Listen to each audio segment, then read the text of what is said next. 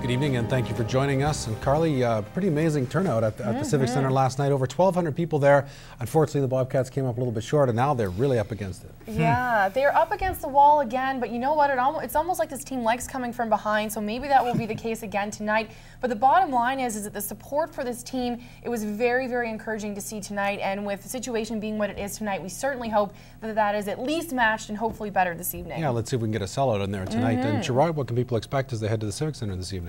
Well, they can certainly expect a good game. We look forward to that. In terms of the weather, as we've been saying yesterday, it was always a little iffy, but again, let's go on out and make sure that the Bobcats, this is it this evening, eh? Could be their last game. It's on the, let's not look at it, but well, it is on the line. Fact. It could be, and if they don't win tonight, that could be the last game in the Border City. So that's right. We need them to get that win. Yeah, so let's deal with the weather right about now then. We'll deal with the wind afterwards. -8 is what we're dealing with, a 79% humidity. The winds out of the northeast at 24 kilometers an hour, and the wind chill is at a -16. We are inside the normals for this time of the year. Looking across the region, yep, the Lakeland is definitely at -13 with already some precipitation coming on down, and there's some more in the forecast for the Midwest as well as the Battlefords. Already some cloud cover beginning to come on in there. Jacob, we'll talk about that a little later on, and it's back to you.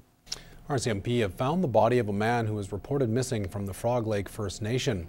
On March 9th, Elk Point, RCMP found the remains of Daniel Muchuinis at approximately 4 p.m.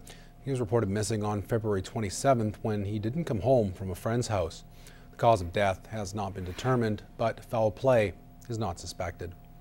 After taking a 4-year break, the International Women's Luncheon returned to the Border City today. The occasion coincides with the 100th anniversary of International Women's Day and recognizes a woman who's contributed a significant amount of time to her community through volunteer work. Kathy Lee has more. Volunteering with the Cancer Society, Relay for Life, and the United Church are just a few ways Donna Airy has given back to her community. I love helping people. I love to be around people. You know, and the more you are around people, the more friends you make, the more people you get to know. And I don't know, I just get great joy from helping other people. Airy's many years of dedication has earned her this year's Woman of Vision Award. I'm just so honored to have been chosen. I can't believe that they would have chosen me to be the Woman of Vision. I don't know what to say. I'm very proud. The celebration was held during the 4th International Women's Day Luncheon. We thought we would take the opportunity to host the event and just highlight our lifestyles, our opportunities, and be grateful and be thankful, and to again recognize the women in our community who have made extraordinary contributions. So. Acknowledging the accomplishments of women extends beyond the walls of the community. To also recognize the fact that a lot of women and girls don't have these opportunities. Internationally, you know, things look very different from country to country. And these ladies hope the accomplishments will inspire the younger generation of girls. I think it's important as far as being role models and actually demonstrating how you can contribute and give back to your community. They have an opportunity to do anything they want to do, and I think that's so important for all human beings, and our girls have every opportunity, and I hope they'll take it up and run with it. Kathy Lee, Newcap News. Well, as winter drags on, some lucky people head south for spring break to relax and hopefully bask in some rays. Indoor tanning salons see a spike in activity in the months of February because vacationers are hoping to build what's commonly referred to as a base tan. But as Jenna Bridges reports, the Canadian Cancer Society is saying that the concept of base tans as protection is a myth. The Cancer Society says that a base tan offers little to no protection from sunlight or burning. A base tan doesn't protect you from the sun or from burning. Actually, tanning beds can expose you to almost 5 times more radiation than the summer sun.